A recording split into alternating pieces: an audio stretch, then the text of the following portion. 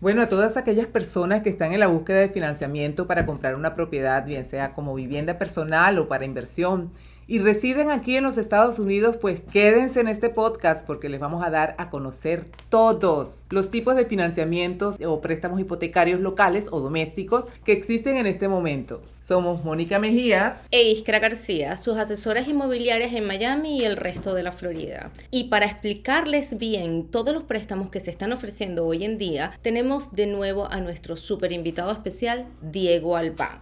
Diego es Loan Originator, Top Producer con muchos años de experiencia. Lo conozco personalmente, he cerrado negocios con él y como les hemos mencionado en el podcast anterior, Diego es muy profesional, responsable, diligente y si no, no lo estaríamos entrevistando otra vez. ¿Verdad, Mónica? Exactamente. Bueno, muchas gracias por venir, Diego, y por permitirnos esta importante entrevista que vamos a hacer hoy. No, chicas, una vez más es un placer enorme para mí estar con ustedes en este podcast y explicar un poco. Ya hablamos anteriormente de los préstamos internacionales o los préstamos extranjeros, perdón, y hoy queremos hablar de los locales, ¿no? De los préstamos para el consumidor local. No, estoy a tu disposición. ¿Por dónde comenzamos? Bueno, sí, no, háblanos sobre los préstamos que tenemos ahorita en el mercado para las personas que viven aquí en los Estados Unidos, especialmente aquí en la Florida. Ok, vamos a hablar primero entonces de los préstamos federales. Estos préstamos son los FHA o los préstamos convencionales, ¿cierto? Entonces vamos a explicar FHA, ¿no?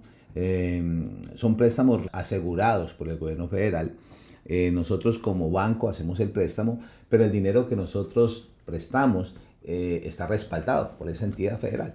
Y la persona tiene que cumplir unos requerimientos básicos, que son 3 o 4. Primer requerimiento, crédito.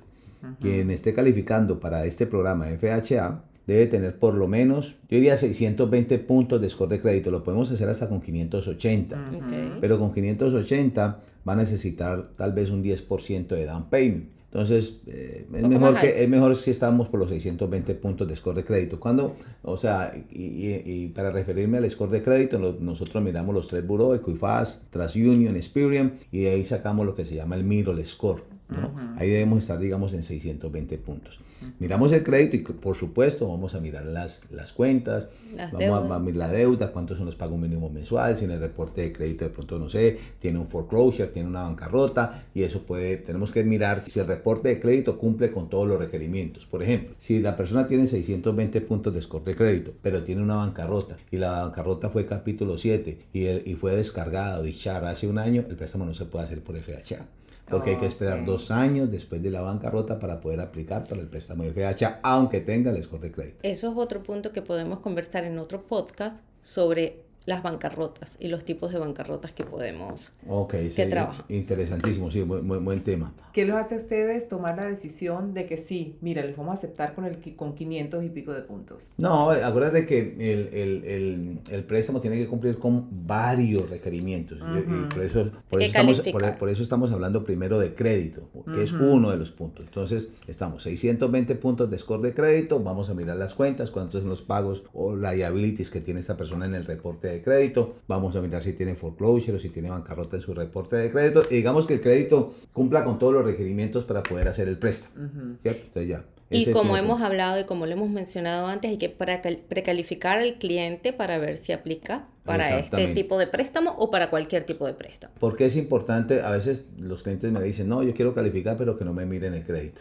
No se puede hacer la calificación porque es una calificación incompleta. Hay que ver el reporte de crédito, yo tengo que ver el reporte de crédito para hacer mis cálculos, cuántos son las deudas y mirar lo que les decía ahora, si tiene bancarrota, si tiene foreclosure, mirarlo, ¿cierto? A veces la gente te dice, yo tengo 600, me dicen, te traigo mi reporte de crédito, yo saqué mi reporte de crédito en Credit Karma. Ok, y ese reporte de crédito no es el que yo saco y el puntaje que le da Credit Karma no es el mismo, es diferente. Entonces, por eso es muy importante yo poder tener acceso al reporte de crédito. Segundo punto, ingresos. Yo le llamo, cuando hablo del ingreso, yo lo llamo a eso el pulmón del préstamo, la parte más importante del préstamo, ¿cierto? Porque basado en lo que tú ganas, es lo que determina hasta dónde tú puedes llegar, ¿no? Claro. ¿Cierto? Entonces, vamos a mirar si es una persona, si es un empleado, vamos a mirar los W2 de los 2 últimos años, ¿cierto? ¿Qué es el W2? El W2 es la forma que le da el empleador a final de año para que esta persona vaya, llene su planilla de taxes, que se llama la 1040. Usualmente no es requerido los taxes para la persona que es empleada. Lo podemos hacer con los W2 solamente. Entonces, W2 de los 2 últimos años, es decir, 20 y 21, y los pay stub del último mes. Basado en lo que gane esa persona, basado en lo que gane, determina hasta dónde puede pagar. A veces te dicen, no, es que yo ganaba a $10 la hora en el 20 y en el 21 y este año me promovieron y ya me gano a $30 la hora.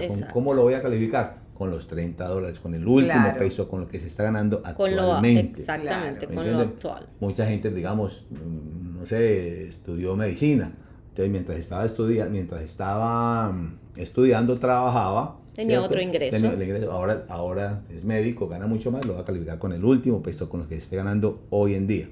¿Ok? Entonces, ya hablamos de la parte del ingreso y los requerimientos con respecto al ingreso. No lo vamos a calificar con el ingreso neto, ¿no? Porque al empleado se gana, no sé, $1,000 a la semana, pero él no recibe el cheque de los $1,000 porque a ese cheque de los $1,000 le van a hacer las deducciones. ¿Qué deducciones? Medicare, Federal Withholding, Social Security. Sí, claro, y al final le va a recibir un cheque de $750. Pero para efectos del préstamo, yo lo voy a calificar con el gross. Eso le da lo ayuda, lo empuja un poco. Sí, lo más. beneficia. Entonces, primero crédito, ya hablamos, 620. Segundo requerimiento ingreso, ya les hablé de los requerimientos. Claro, hay una combinación entre crédito e ingreso, ¿cierto? Que también te preguntan, bueno, ¿yo cómo hago? ¿Cuánto tengo yo que ganarme para calificar una propiedad de $300,000? También va a depender mucho de cuánto es la deuda que él tenga en su reporte de crédito, porque nosotros vamos a tomar, al momento de hacer los números, vamos a mirar cuánto es el pago de la hipoteca. Y el pago de la hipoteca son 4 cosas: principal, interés, taxes, seguros. Sí. Y si hay asociación, la asociación, aunque el pago de la asociación, él se lo va a hacer directamente a la asociación, pero yo dentro de mis números tengo que calcular el pago completo. Porque eso es el pago mensual que él va a tener que hacer también. Efectivamente. Entonces, a ese pago yo le voy a sumar las deudas que tiene en el reporte de crédito. Por ejemplo, pago de carro, pago de tarjetas de crédito, pago de préstamos estudiantiles. Nosotros calculamos un pago mínimo si la persona tiene un préstamo estudiantil. Y otras deudas, si las tiene. Por ejemplo, en el reporte de crédito no le sale child support. Pero si esa persona tiene un child support, eso es otro ingreso. Otro ingreso. Otra deuda. Entonces yo tengo que calcular qué es lo que él paga de child support. Alimony. Si tiene una deuda con el IRS, también tengo que calcular eso dentro de lo que le llamamos nosotros los ratios, los radios de calificación. ¿De qué es lo que se trata? Que cuando la persona pague la hipoteca y pague las deudas, no se exceda de un 56% de lo que se gana. Claro, porque esa persona tiene que tener dinero para vivir, para comer, para muchas otras cosas. Para echar gasolina al carro, para pagar la luz, para otros gastos que va a tener. Eso es lo que estamos mirando.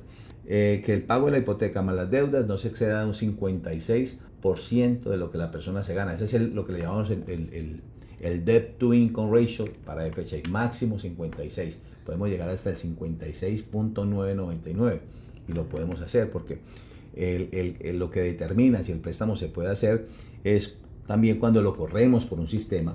El préstamo se tiene que correr por un sistema que se llama DU, Desktop Underwriter, y el sistema nos va a dar una aprobación. Esa aprobación y una carta que nosotros le damos a ti, Iskra, y a ti, Mónica, esa carta y ese DU es la que ustedes van a presentar junto con su oferta al vendedor para mostrarle a ese vendedor que tu cliente está calificado para comprar la propiedad. Puede económicamente asumir esa deuda. Y con respecto a lo que hablamos de alimony, child support, podría ser también un ingreso. ¿Por qué? Efectivamente, si usted lo recibe, una cosa si usted le toca pagar, y si lo recibe, sí es un ingreso. Bueno, hay unos guidelines también con respecto a eso. Por ejemplo, si la persona recibe child support, pero el muchacho le falta un año porque ya va a cumplir 18, 19 años, pues ya ese child support, aunque lo haya recibido, no lo vamos a tener en cuenta. No le queda mucho tiempo. Ese ingreso lo tiene que tener la persona por los siguientes 3 años para poder ser usado como ingreso. Importante, 3 años que queden de pago o de recibir ese ingreso de child support. Por ejemplo, un ingreso que sirve mucho es una persona que en vez de comprar un single family home o un apartamento, se compra un duplex, ¿cierto? Entonces, Él va a vivir en una unidad, ¿cierto? Y la otra la va a poner como renta Lincoln. Esa renta nos va a ayudar a la calificación en el evento de que vamos a hacer un préstamo FHA. Claro, Muy porque va a importante. ser un ingreso. Es un ingreso que va a recibir. ayudar. Puede recibir, puede comprar un duplex, un triplex, un fourplex, y ese ingreso de la renta de las otras unidades le van a, yo le llamo, van a empujar la calificación de Claro, es que es un ingreso importante y significativo que va a tener para poder pagar esa propiedad. Día de mañana. Ahora, crédito, ingreso, ya lo dijimos. Bueno, falta un poco explicar un poco los trabajadores independientes, porque hablamos de los empleados. Importantísimo. El que es trabajador independiente, ese sí va a tener que poner los taxes en el préstamo, si vamos a hacer un préstamo de FHA. Tiene que darme los income taxes de los 2 últimos años. Si tiene corporación, tiene que darme los taxes personales y los taxes corporativos. A veces los trabajadores independientes son los que les cuesta un poco más calificar para el préstamo. ¿Por qué? Porque el trabajador independiente, aunque venda bien, al final de año se pone tantos gastos en su planilla de income taxes que no va a calificar para el préstamo. Al empleado lo calificamos con el gross income. Al trabajador independiente lo vamos a calificar con el ingreso neto, el ingreso después de deducciones. A veces pasa, yo le pregunto al cliente, mira, yo tengo un negocio, lo tengo hace 2 años y me va súper bien. En el 2021 me vendí $1 millón. Ok, perfecto. Él no lo van a calificar con ese $1 millón que vendió, porque él tuvo que haber pagado tal vez, no sé, empleados, equipos, rentas. Claro, tuvo gastos. no van a agarrar el gross de eso. Y si los gastos de ese $1 millón, para él cobrar $1 millón se gastó 950, pues el ingreso no son $1 millón, sino que son 50,000, algo así, ¿me entiendes? Entonces, eso es importante. Vamos a mirar los taxes personales y los taxes corporativos. Y vamos a calcular cuál es el ingreso que le podemos dar a ese empleado. Pero lo que el trabajador independiente debe darnos es sus income taxes de los 2 últimos años si vamos a hacer un préstamo FHA. Y los taxes me refiero personales y corporativos. Adicionalmente, tiene que darnos queremos ver cómo va el 2022, ¿cierto? Entonces le van a pedir algo que se llama Profit and Loss y Balance Sheet para probar que... ¿Eso en español sería? Como el estado de pérdidas y ganancias, ¿cierto? Para ver cómo va el negocio en el año 2022. Claro, cómo va funcionando. Cómo va funcionando, porque se trata de que la compañía o que el negocio vaya mejorando, ¿no? Porque si el ingreso va para abajo, va decreciendo, entonces ya se llama eso, ya le llaman ingreso declinando. Y cuando el ingreso está declinando, tal vez el préstamo no se puede hacer. Claro. ¿Cierto? Porque el ingreso está bajando. Entonces, eso es muy importante. Tiene que ser que cuando veamos los taxes personales o corporativos de ese trabajador independiente, se vea que año por año la cosa va mejor. Claro, va mejorando. Va mejor, no que va peor. Eso con respecto al ingreso. Entonces, ya hablamos de empleados, trabajadores independientes. Tercer punto es el dinero. Down payment. Importantísimo. Inicial. La cuota inicial o down payment. El down payment debe ser un 3.5% de down payment para préstamos FHA. Es el mínimo requerimiento. Mínimo. El mínimo. Porque yo he escuchado que dicen, no, mira, puedes calificar con 0 down payment en algunos casos. ¿Cuáles son esos? Sí, el préstamo... El préstamo es un préstamo de FHA y requiere down payment. Digamos si estamos en FHA, tenemos un comprador. Sí o sí. Este comprador necesita el 3.5 si va a comprar a través de FHA. Una cosa diferente es que él pueda conseguir ese dinero para el down payment o para gastos de cierre a través de un programa de asistencia que se llama los DPA, Payment Assistance Program. ¿Cuáles son los programas de asistencia? El condado tal vez tenga un programa de asistencia que le dan $7,000. Hay un programa también para algunos, un programa que se llama Héroes, para algunos tipos de trabajos como policías, bomberos, trabajadores veteranos, donde se les puede conseguir un 5% o hasta $25,000 como a través de un programa de incentivos. Entonces, ese préstamo se convertiría en un 100% de financiamiento. Esos programas de asistencia le pueden ayudar al cliente para conseguir el down payment, pero FHA requiere down payment, 3.5% down payment. Pero es una ayuda que va a tener el cliente para cubrir ese down payment o los gastos de cierre. Que entonces, nunca los va a poder evitar. ¿Qué vamos a necesitar ahí con respecto al dinero en FHA, los 2 últimos meses de bank statement. Pero es muy importante que la gente sepa, la gente en un préstamo de FHA, todo puede ser regalado. ¿Qué quiere decir eso? Yo no tengo dinero, yo no tengo dinero en mi cuenta de banco, tengo el crédito y tengo el ingreso, pero tengo una tía, mi tía que vive en California, tiene dinero y ella me quiere ayudar para que yo compre la casa. Ella me puede regalar el dinero para el down payment y para los gastos de cierre. Yo no necesito tener dinero en mi cuenta de banco, ¿cierto? Yo nosotros para el préstamo vamos a necesitar los 2 últimos meses de bank statement necesitamos ver cómo maneja él sus finanzas, ¿no? Uh-huh. Porque digamos, una persona que entregue los bank statement y en los bank statement que dé para el préstamo, se vean overdraft, se vea sobregiro y ese tipo. Claro. Eso la underwriter no le va a dar suficiente seguridad para que el préstamo, para aprobar ese préstamo. Entonces por eso necesitamos, y además porque si la persona es empleada, por ejemplo, necesitamos ver que la underwriter quiere ver los depósitos del salario entrando en su cuenta de banco. Hay que ver cómo maneja la persona su cuenta bancaria, pero no quiere decir que se puede comprar sin dinero si se lo regalan o si lo consigue a través de un programa de asistencia. Perfecto. 2 meses de bank statement. Entonces ya tenemos crédito, ingreso, dinero.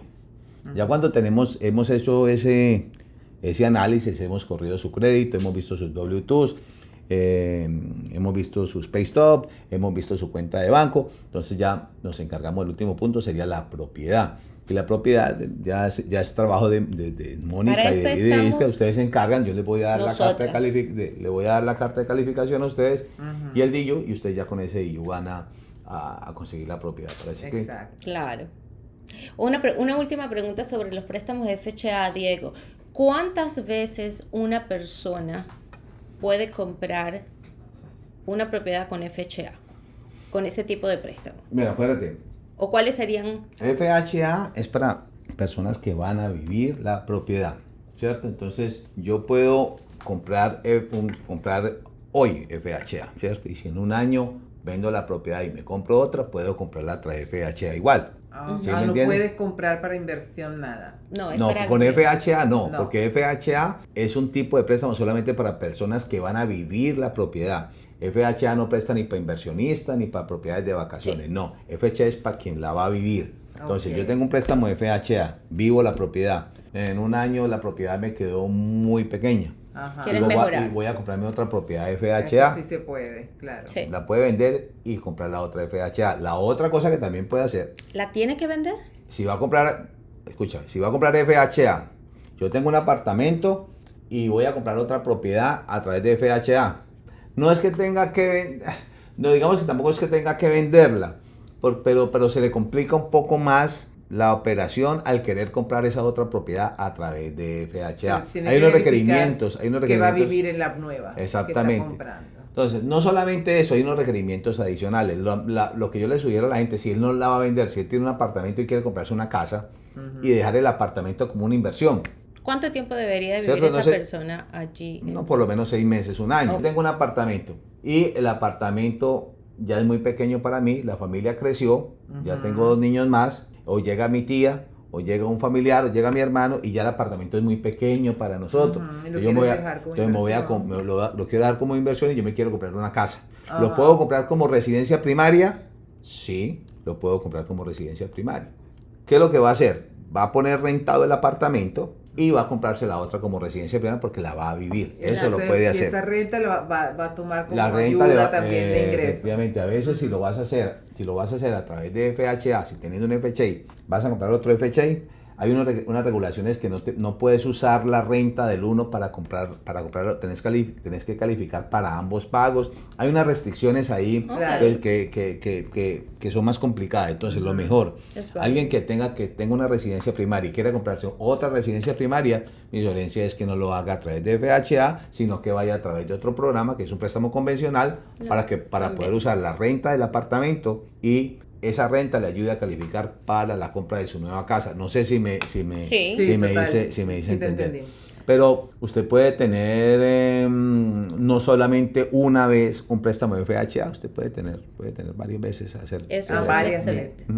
FHA mínimo por ciento 3.5% de down, mínimo de down 3.5. Pregunta, a veces le dicen uno, y yo quiero hacer FHA pero quiero dar el 20, lo puede hacer, se puede dar el down payment que quiera, pero el mínimo es el 3.5%. O sea, ¿cuál es el beneficio real de un FHA? Pero el beneficio principal es que estás comprando primero con el 3.5.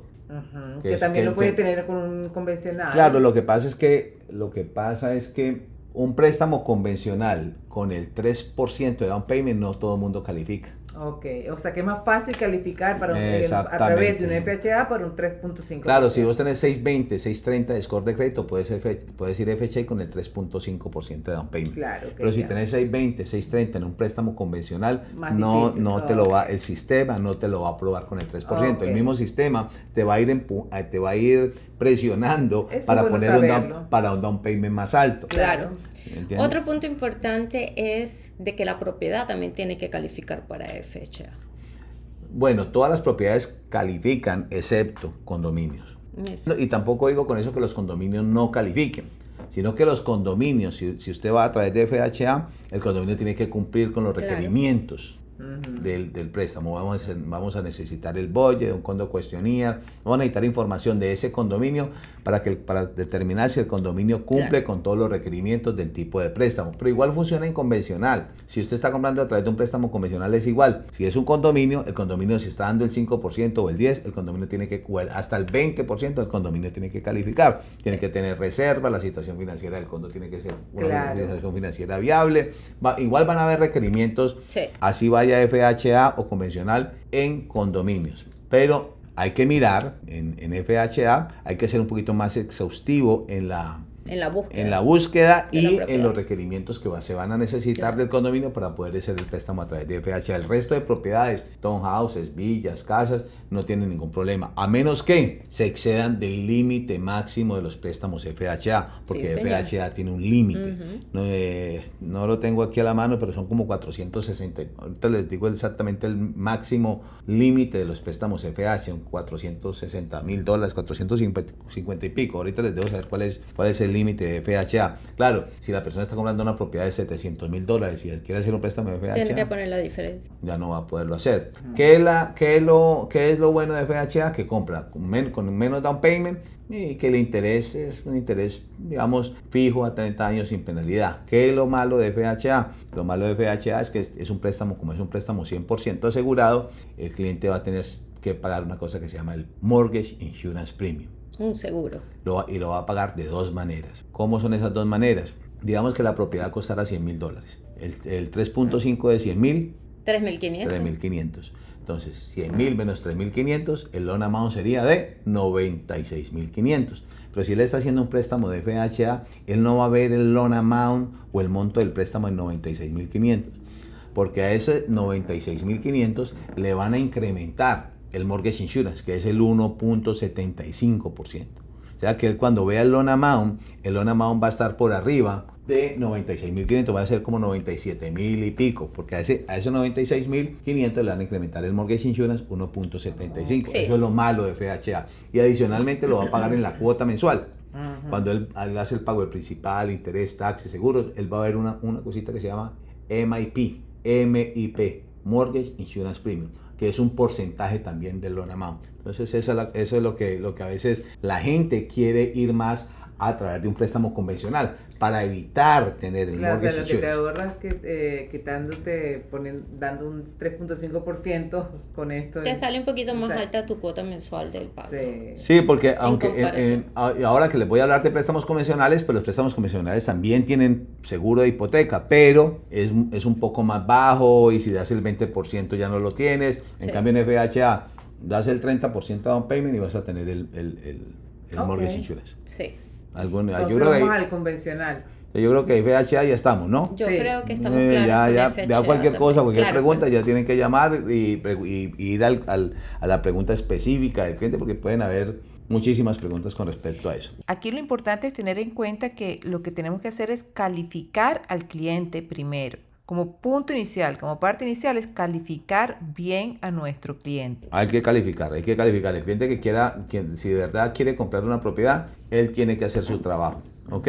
El cliente tiene que hacer su trabajo, tiene que entregar los documentos, tiene que proveer la información, tiene que sacar tiempo para eso. Recuerde que la inversión es una inversión grandísima, creo que la más grande que va a ser en este país. Entonces, la más importante. A veces uno se puede tratar con clientes, no, que yo no tengo tiempo. Entonces, si no tiene tiempo para nada, yo no creo que esté tan interesado en tener su casa, porque claro, tiene que sacarle tiempo, y es un procedimiento que dura más o menos 30, 40 días desde que se califica o desde que tiene un contrato de compraventa hasta el momento del cierre. Entonces tiene que hacer su trabajo. Por supuesto, sí. La tarea antes de calificar, proveer los documentos, ir con un realtor, ir con un loan originator, que eres tú, para que pueda calificar al cliente, y en base a eso sí vamos a buscar la propiedad, el monto y...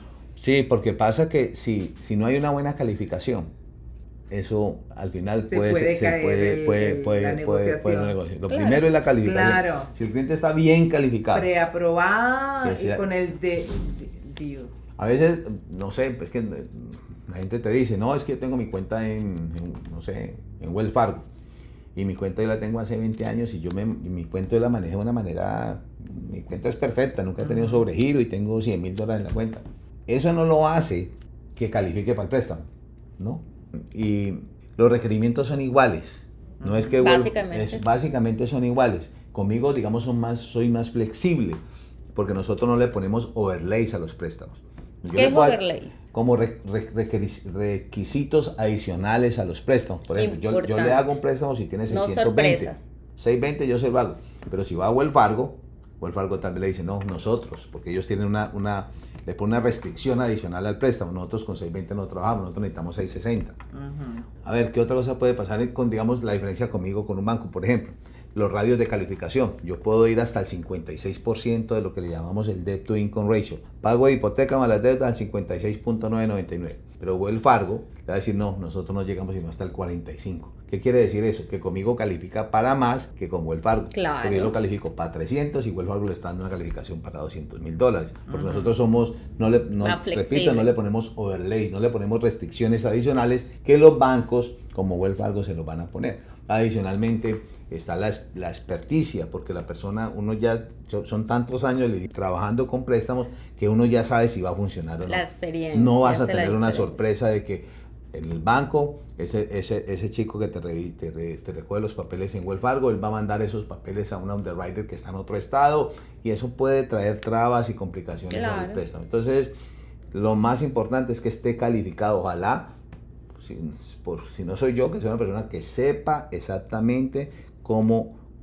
que sepa que va a funcionar ese préstamo. Para que tu transacción sea un éxito. Para que sea un éxito. Entonces, ahora hablemos de préstamos convencionales. Okay.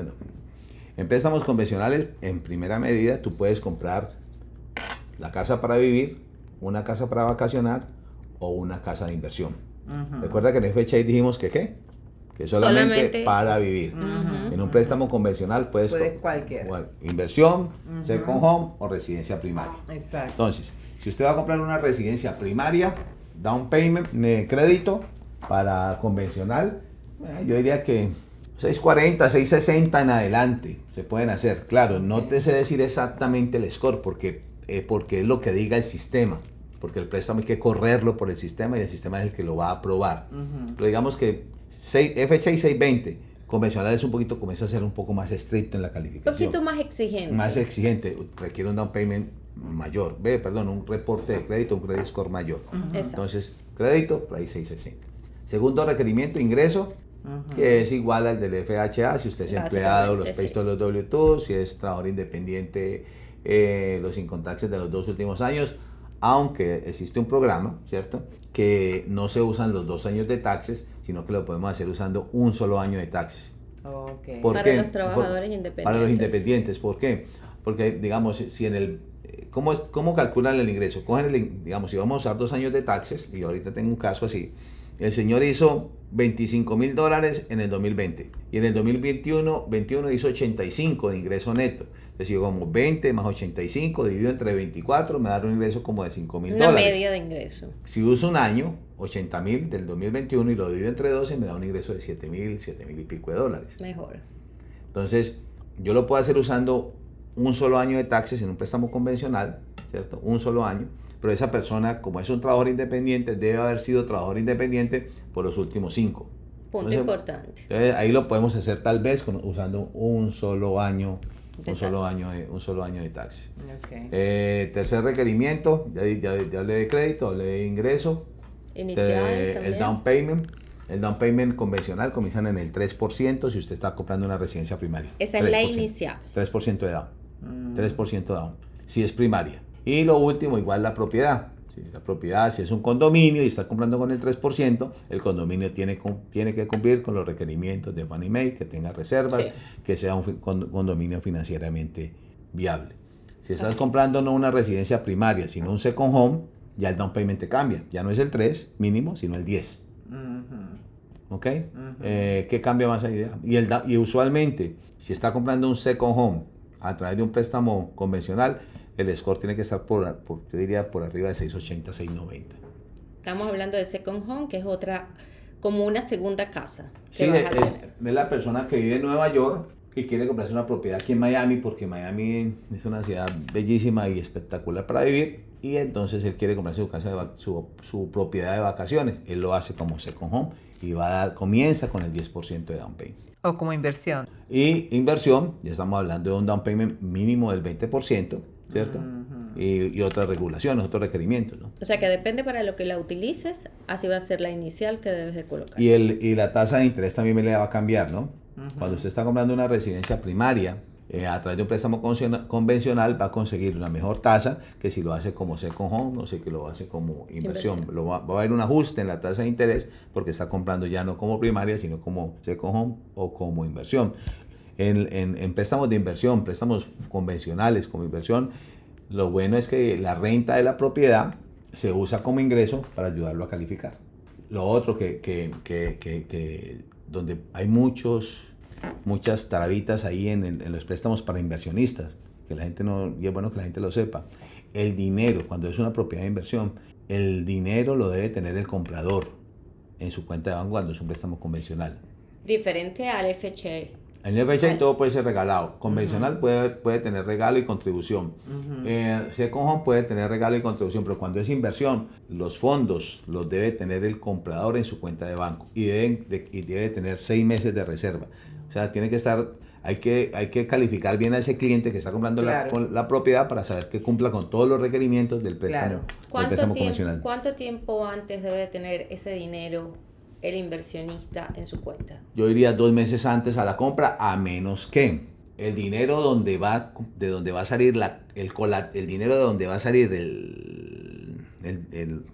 no el dinero. La procedencia. No, de donde va a salir el dinero para la compra, sea algo que esté vinculado a otro real estate. Por ejemplo, yo voy a comprarme una propiedad de inversión o una residencia o un second home o digamos una propiedad de inversión. Si voy a comprar una propiedad de inversión y yo no tengo el dinero, pero el dinero viene de otra propiedad que yo vendí hace 15 días, no hay ningún problema porque viene justificable. Sí. O si estoy usando una línea de crédito, por ejemplo, también no tiene ningún problema. Pero una línea de crédito, para poder usar una línea de crédito para comprar una propiedad, no sé si me estoy haciendo entender. Totalmente. Yo tengo una línea de crédito de $100,000 y con esa línea de crédito quiero comprar una propiedad, usar esos fondos para comprar la propiedad.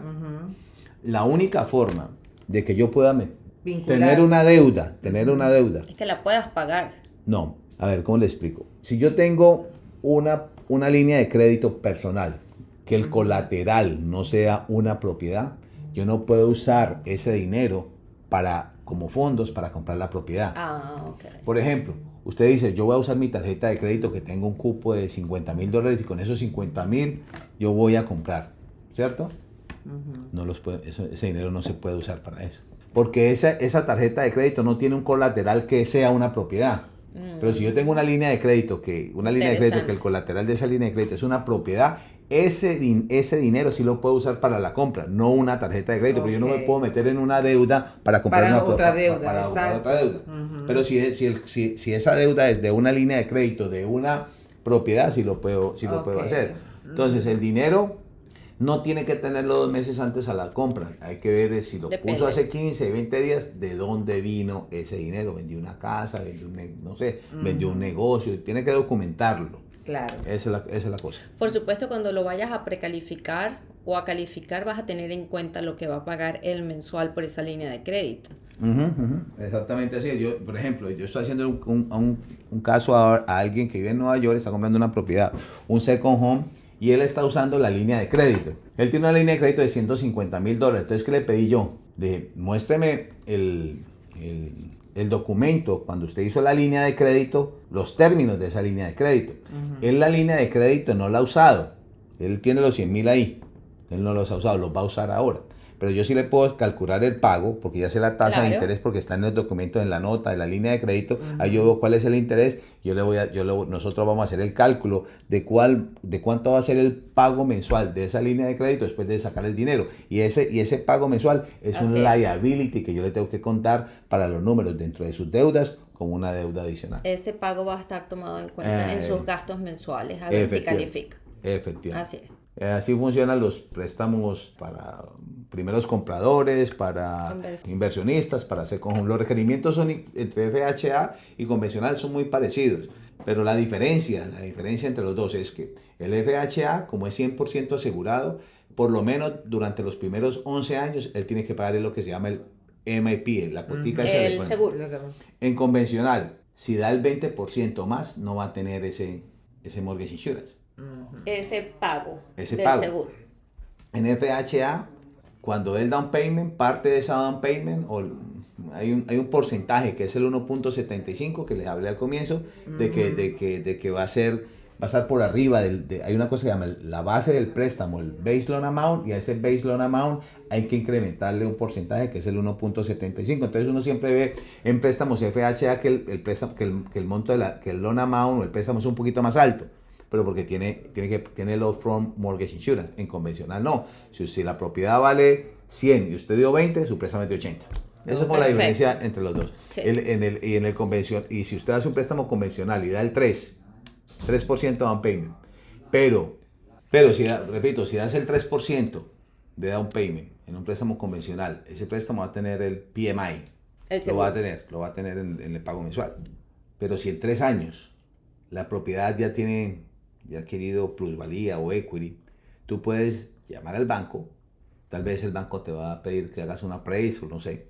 Un appraisal es un avalúo de la propiedad y eliminar el PMI. Ese cargo te lo puedes eliminar después de 3 años. En convencional no. En convencional lo vas a tener, yo diría, por 11 años, ¿me entiendes? En convencional. En FHA lo vas a tener por ahí 11 años. En convencional, si estás dando menos del 20% y lo tienes ese cargo, lo puedes eliminar digamos que en corto plazo. Perfecto. Esa es la diferencia entre convencional y el FHA. Esos son yo le llamo los mejores tipos de préstamos, ¿no? FHA y convencional, eso es lo mejor. Mejor down payment, interés fijo, sin penalidad, y digamos que la mejor tasa de interés. Ahora, exacto. Si el cliente no califica por alguna razón, porque es trabajador independiente y sus taxes son bajitos, hay opciones, ¿no? Hay préstamos, los que se llaman los préstamos portafolio, que son préstamos con bank statement. Estados de cuenta. Con estados de cuenta. A través de un préstamo de gobierno no califica porque el crédito no está bien o porque es un trabajador independiente y sus taxes son bajos. Entonces hay que buscar opciones, ¿no? Hay opciones que se llaman los préstamos portafolio y ahí hay varios programas. Hay un programa con bank statement, 12 meses de cuenta de banco. Ahí, basado en los depósitos, se calcula el ingreso y el préstamo se puede hacer. Claro, ya cuando saltamos a otro programa, el down payment es más alto. Ya estamos hablando, diría yo, un 15% de down payment. Y la tasa de interés es más alta. Se pueden hacer a través de préstamos portafolio. Lo otro, para inversionistas hay un programa, si los taxes son bajos, si el cliente no califica para un préstamo Fannie Mae, un préstamo convencional de inversión, hay un programa donde no le piden nada. Lo único que ven es que si está dando un 20% de down payment, la renta de la propiedad cubra el pago de la hipoteca. Y si da el 25 o 30%, no le piden nada, simplemente que muestre que tiene el dinero ahí en la cuenta de banco y ya. El pago de la hipoteca y todo lo que está dentro del pago mensual. Sí, claro, no, es que cuando hablamos de pago de hipoteca hablamos de pago completo, principal, Exacto. interés, taxes, seguro, asociación. Exacto. Claro, ahí estamos viendo intereses más altos, ya intereses por arriba del 8%. Entonces hay que, lo que hacen en ese caso es que si está dando el 20% y tienen que verificar que la renta cubra la hipoteca, de la forma en que lo hacen es que cuando mandan a hacer el appraisal, mandan a hacer también el análisis, el appraisal hace el análisis de cuánto se rentan las propiedades como la que nuestro cliente está comprando en el área. Entonces va a decir, las propiedades se rentan en tanto. Y entonces ya se hace el número a ver si queda igual o le va a quedar, o le queda algo de dinero al cliente. En base a eso se hace el cálculo. Exactamente, lo que pasa es que si da el 20% de down payment, como la tasa de interés es alta, tal vez cuando venga los comparables de la renta tal vez no le cubra el mortgage, quede corto. Entonces, pero ya en ese caso tendría que dar un 25 o un 30% para que ni siquiera le pidan eso. Y volvemos al punto otra vez.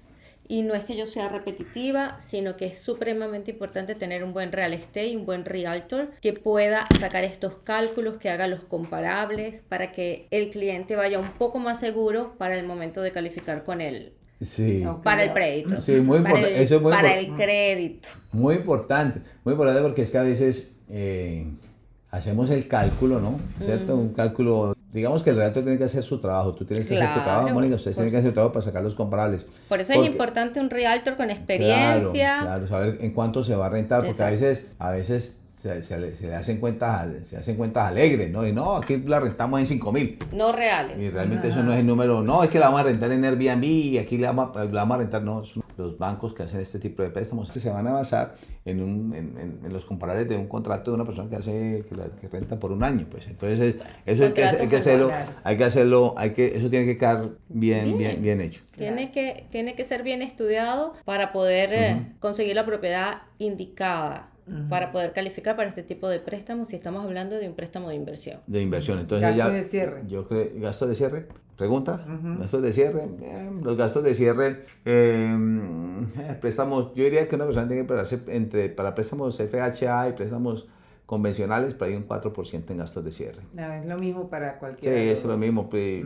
Claro, a veces los gastos de cierre se pasan de ahí. Sí. ¿Por qué? Digamos que el cliente está comprando una propiedad pequeña. Pasa mucho en los préstamos chiquitos, pasa mucho. En un préstamo de 100,000, hay unos gastos que son fijos. El underwriting, el processing, hay gastos de la compañía de títulos que son fijos. Esos gastos los gastos del banco son $1,600. En un préstamo de $100,000, $1,600 de underwriting y processing se ven muy altos. Entonces a veces pasa que un préstamo de 100,000 se pasa del 5, son como el 8 o el 9%. Claro, porque hay unos gastos fijos que no importa si el préstamo es de 100,000 claro, o de un millón o de lo que sea, van a ser los mismos. 100,000 en 1,500 en 100,000 es mucho, pero 1,500 en 400,000 no es nada. Claro. Entonces los porcentajes son complicados. Lo mejor es yo sentarme con el cliente como el originador, como responsable del préstamo y a darle el estimado. Mire, usted más o menos va a necesitar tanto para que él sepa y esté preparado económicamente para los gastos que vienen y incurren en una transacción. ¿Algún otro préstamo, Diego? Hablemos de los préstamos de veteranos, para veteranos. Ok, entonces, hay unos cuando hablamos de veteranos, sí estamos hablando de un préstamo 100% financiamiento. Hay dos tipos de préstamos que son 100% financiamiento. Creo que no sé si lo hablamos la última vez que conversamos. Los VA loans son un préstamo 100% financiamiento. Ahí no requiere down payment. Solo califican los veteranos. Los veteranos. O sea, las madres de veteranos no. No, madres de veteranos no. Y los otros son los USDA, préstamos USDA loans, que son préstamos en zonas agriculturales, que también son un 100% financiamiento. Pero no es que compre sin plata, ¿no? Va a necesitar dinero igual para los gastos de cierre. Claro. Que sí. Entonces, ya hablamos de FHA, explicamos, los préstamos convencionales ya lo explicamos, hablamos un poquito de los préstamos de Freddie Mac, que son los préstamos con un año de taxes, hablamos de los portafolios que son con bank statement, 12 meses de bank statement, hablamos de los programas para inversionistas, que son que la renta cubre la hipoteca, eso yo creo que estamos ahí, para locales O sea, y la última opción es un hard money, ya cuando si la persona no califica por alguna razón, hay inversionistas privados que te piden un 30-35% de down payment, no te piden nada, pero el interés está todavía un poco más alto, por ahí al 9%, pero siempre hay opciones de financiamiento. Lo mejor están los préstamos de gobierno, FHA y Fannie Mae. Bueno, yo creo que entonces cubrimos todos los puntos, ¿verdad, Mónica? Sí. Efectivamente, Iskra, ha sido un podcast un poquito largo, pero necesario porque la información que contiene cada uno de los préstamos, y estamos hablando de todos los tipos de préstamos que hay, pues amerita un podcast un poco largo, pero espero que esta información les haya gustado muchísimo. Yo sé que es bastante útil y para las personas que están interesadas en comprar, pues aquí tienen todos los tipos de préstamos que hay. Pueden comunicarse con Diego. En el cover del podcast está el número telefónico. Gracias, Diego, por estar de nuevo con nosotros. Seguiremos haciendo podcast contigo. Bueno, nada, muchas gracias, chicas. No, gracias a ti, Diego. Hasta la próxima. Y bueno, será hasta la próxima. Muchísimas gracias, que tengan buen día. Se despide Mónica Mejías E Iskra García.